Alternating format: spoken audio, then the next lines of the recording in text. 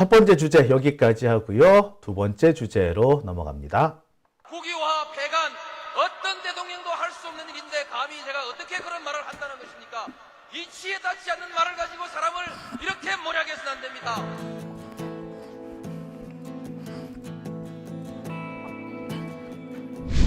기나긴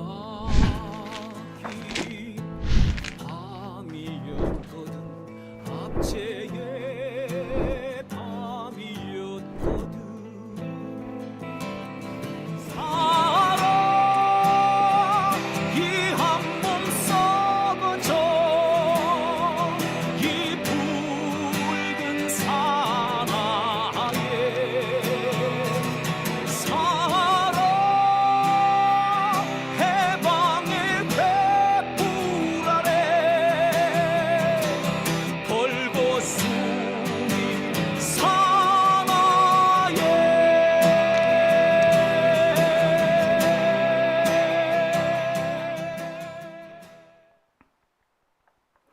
네, 오밤중의 뉴스 함께하고 계십니다. 자, 두 번째 주제로 후딱 넘어가 볼게요. 자, 두 번째 주제는요. 진짜 열받는 얘기를 좀 해야 될 것 같습니다. 예, 최은순 얘기를 좀 해야 될 것 같아요. 최은순 지금 감옥에 있죠.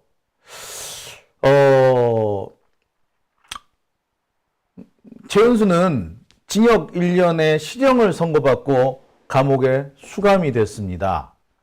그런데 작년 7월에 구속이 됐으니까 이제 올해 7월이면 1년의 형기를 채우고 석방이 될 겁니다. 지금 남은 형기는 약 석 달 정도예요. 그런데 아마도 최은순이 가석방으로 풀려날 것 같습니다. 그것도 부처님 오신 날에 풀려날 것 같습니다. 법조계에서는요, 최은순의 부처님 오신 날 가석방 매우 크다고 보고 있습니다. 그런데 이렇게 되기까지는 치밀한 계획과 사전 정지 작업이 진행이 됐었다라고 좀 봐야 될 것 같아요. 우리가 또 당했구나 라고 하는 대목이 있습니다. 자, 그 얘기를 좀 해볼까 합니다. 제가 준비한 두 번째 주제는요. 최은순 또 가석방 심사 부처님 오신 날 풀려나나입니다. 자, 이게 뭔 얘기냐고요? 제가 이렇게 주제를 잡으면은 어떤 분들은 그렇게 말씀하실 겁니다. 아니, 최은순 얼마 전에 가석방 심사 탈락했잖아요. 그랬는데 뭐 또 심사를 또 받는다는 얘기예요. 예. 그러니까 얼마나 열받느냐는 거죠. 가석방 심사 탈락한 지 며칠이나 됐다고. 그 심사 서류 잉크도 마르지 않았는데 최은순 또 심사를 받습니다. 그리고 이번에는 석방 가능성이 엄청 높다라고 해요. 여러 가지 이유가 있습니다. 가석방이 받아들여지기 위해서는 몇 가지 요건이 있는데 법정 요건은 형기의 3분의 2를 채우라고 되어 있습니다. 원래는 30%만 이상만 해도 가석방 대상이 되긴 해요. 하지만 우리나라 같은 경우는 보통 3분의 2 이상을 채워야지 법무부 기준으로는 3분의 2 이상을 복역을 해야지 풀어주는 걸로 되어 있습니다. 그런데 대체로 보면 거의 8, 90%까지는 가야지 풀어주는 거예요. 자, 이 법하고 뭐 실제 법하고 시행령하고 실제 관행하고 또 어느 정도 차이가 있는 그런 상황인데, 자, 그런데 이 과정에서 가석방 심사가 한 번에 바로 통과되는 경우는 거의 없다고 해요. 보통 서너 번 정도씩 가석방 심사를 받고 떨어지다가 마침내 통과된답니다. 대부분 3번에서 5번 정도는 떨어진대요. 그러니까 부처님 오신 날 맞춰가지고 석방되기 위해서 미리 두세 번 정도 떨어뜨렸던 거지. 그러면 최은순을 석방하기 위한 사전 정지 작업을 했다라는 게 여러분 이해가 되십니까? 여러분 여기 조금 한 가지 제가 여러분들한테 여쭤볼 게 있어요. 최은순이 가석방으로 석방된다는 얘기 맨 처음 언제 들으셨죠? 예. 연말에 한번 들으셨죠? 연말에. 지난 연말에. 설날에 맞춰가지고 한번 들으셨죠? 그러다가, 예. 지난 3월 달에 한번 들었습니다. 3.1절 맞춰가지고 풀려난다. 이런 얘기가 있었죠. 자, 근데 3.1절 얘기를 한번 보니까 그래요. 자, 여러분, 3.1절. 그때가 딱 선거 직전이었잖아요. 선거 직전에 최은순을 풀어주면 그 선거는 망치자고 작정한 거지. 그거는 뭐 바보가 아닌 다음에 다 아는 거 아니에요? 근데 윤석열이 바보도 아니고 그때 풀어주겠어? 그거 아니죠. 그런데 왜 3월 달에 가석방 심사를 하긴 했어? 왜 했을까? 예. 5월 달에 풀어주려다 보니까, 혹은 4월에 풀어주려다 보니까, 미리 뭘 해야 된다? 예. 심사가 떨어졌다. 몇 번 이상 심사에 떨어졌다라는 그 횟수를 채워야 되는 거야. 그랬던 거죠. 자. 그랬는데, 이제, 부처님 오신 날 가석방 심사는, 요건을 다 채웠어, 이제. 그러니 석방 가능성이 크다라고 보는 거죠. 자, 원래 최은순 가석방은 크리스마스 때 나온댔다가 설날 때 나온댔다가 말이 많았어요. 그러다가 1월 달에 나온댔다가 뭐 되게 여러 가지 얘기했었습니다. 여하튼 설날에 맞춰서 석방될 것이다라는 얘기가 제일 유력했는데 결국 무산됐습니다. 그리고 3.1절 날 가석방될 것이다. 3.1절 날 가석방되려고 그러면 2월 달에 심사를 해야 되겠지. 근데 무산됐습니다. 그리고 4월에 또 가석방 심사를 받습니다. 근데 이 가석방 4월 심사 무산되죠. 그래서 언제? 예. 지난 4월 23일 날 최은순은 네 번째 가석방 심사를 받았는데 무산이 됐습니다. 벌써 여러 차례야. 네 번을 했는데 세 번을 벌써 세 번을 했는데 무산이 됐으면 이제 포기할 때도 됐겠지. 자, 그래서 포기한 줄 알았더니 아니더라. 원래 적폐 이쪽 사람들은요, 포기를 모릅니다. 눈앞에 이익이 있죠. 자신의 이익과 관련되는 일이 있다면 이익을 눈앞에 두면은 절대 포기하지 않는 것이 적폐들입니다. 그러니 적폐들이 잘 사는 거예요. 우리는 이익을 눈앞에 두더라도 주변 눈치도 한번 살펴보고 여러 가지 곰곰이 생각해서 이걸 내가 이익을 얻었을 때 내가 무슨 탈이 안 날까? 이런 것까지 다 생각을 하죠. 걱정하고 눈치 보고 그래서 덥석 이익을 챙겼다가도 야 이걸 내가 다 가져가면은 내가 괜히 욕먹지 않을까? 라고 해서 무서워서 일도 남도 할 때 좀 나눠주기도 하고 그래 놓고도 괜히 불편해하고 전전긍긍하는 거. 이게 우리 같은 사람들의 특징이잖아. 근데 적폐는 어떻게? 전혀. 이익을 눈앞에 두면은 자기가 얻을 수 있는 이익이라고 생각되면은 눈에 불을 켜고 덤벼들며 절대 포기하지 않는 이게 바로 적폐의 특징입니다.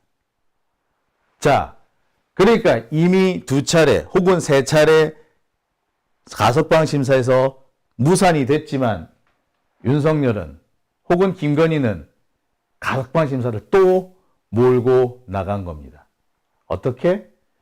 자, 처음에 이거 조금 잘못됐습니다. 설날 맞춰가지고 3.1절 맞춰가지고 그 다음에 3월, 4월 자 이렇게 해서 벌써 몇 번? 예, 3번 이상 떨어졌어. 그리고 이제 5월 달에 또 가석방 심사 예정이 되어 있습니다. 지난 4월 가석방 심사는 4월 23일에 있었습니다. 오늘이 4월 28일이니까 딱 닷새 전이네. 오늘 4월 28일이죠? 예. 4월 28일이니까 딱 닷새 전에 있었습니다. 그런데 앞으로 일주일 뒤 최은순 가석방 심사는 또 열릴 예정입니다. 아니 4월 23일 날 가석방 심사를 했는데 5월 8일 날 또 가석방 심사한다고요? 이 뭔 얘기입니까? 예, 이게 바로 부처님 오신 날 가석방인 겁니다. 자, 이미 관련 보도가 나왔습니다. 이 보도는 4월 24일 보도입니다. 4월 23일 최은순 가석방 심사에서 탈락했는데 바로 그 다음날 5월 부처님 오신 날 가석방 심사 대상에 올라간 겁니다. 4월 23일 날 가석방 탈락시켜놓고 5월 가석방 심사 대상에 바로 돌아서서 바로 올려준 거야. 애시당초 그러려고 그랬던 거지. 4월에는 도저히 안 될 것 같으니까 5월 부처님 오신 날 가석방 심사 대상에 올리려고 한 거야. 부처님 오신 날은 5월 15일. 그러면은 5월 15일 날 맞춰서 내보내주려면 가석방 심사는 언제 해야 돼? 5월 8일은 해야 되는 거죠. 자, 여기서 한 가지 짚고 넘어갈 게 있습니다. 앞서서도 제가 말씀을 드렸습니다만 가석방 심사는요, 단번에 통과하는 사례는 매우 드뭅니다. 형기의 절반 이상을 복역을 했고, 행형 성적이 우수하고, 그렇다 하더라도 가석방 심사를 단박에 통과시켜주는 사례는 없습니다. 일부러 여러 차례 통과를 시키는 거죠. 여러 차례 심사에 올려놓고, 몇 번 떨어뜨립니다. 그래서 보통 세 번째 혹은 네 번째, 좀 많이 걸린 사람 5번째에 가석방을 하게 된답니다. 자, 그래서 아마도 법무부는 부처님 오신 날 가석방에 맞춰서 내보내주려고 엄청 신경을 쓴 것 같아요.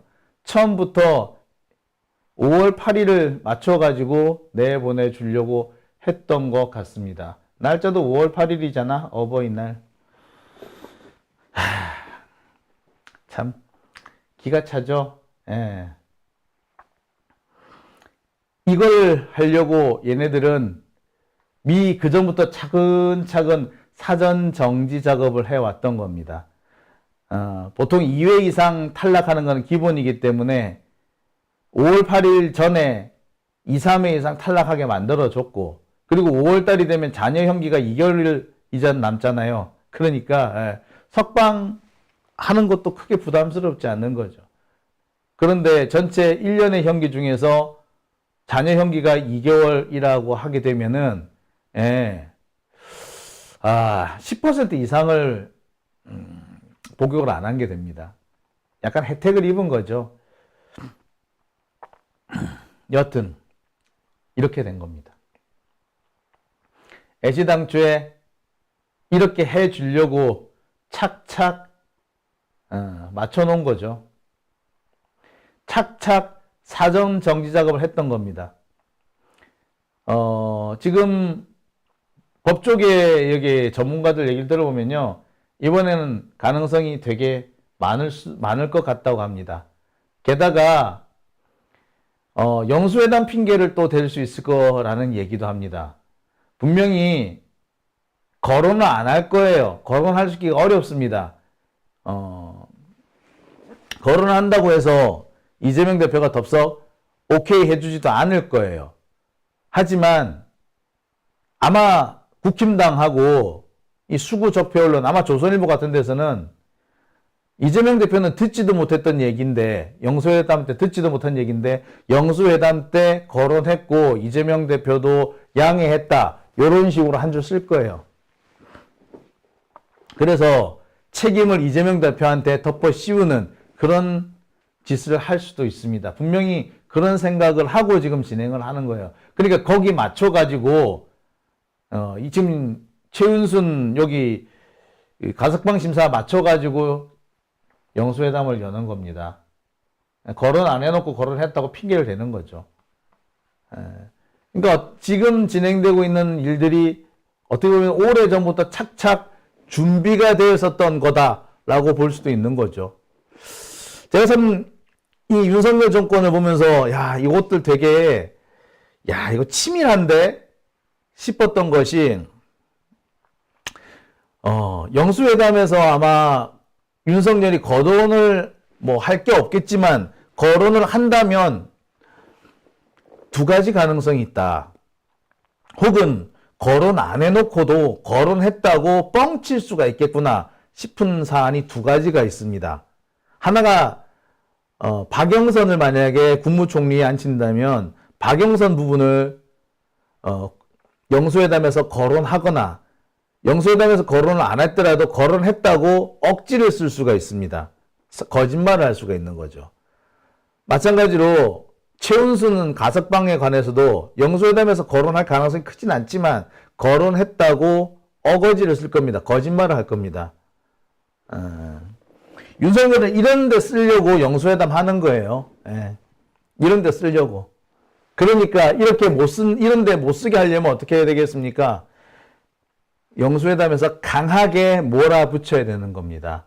그리고 민심의 의견을 강하게 전달해야 되고 특검이고 뭐 김건희 특검, 한동훈 특검 다 몰아붙여야 되는 겁니다.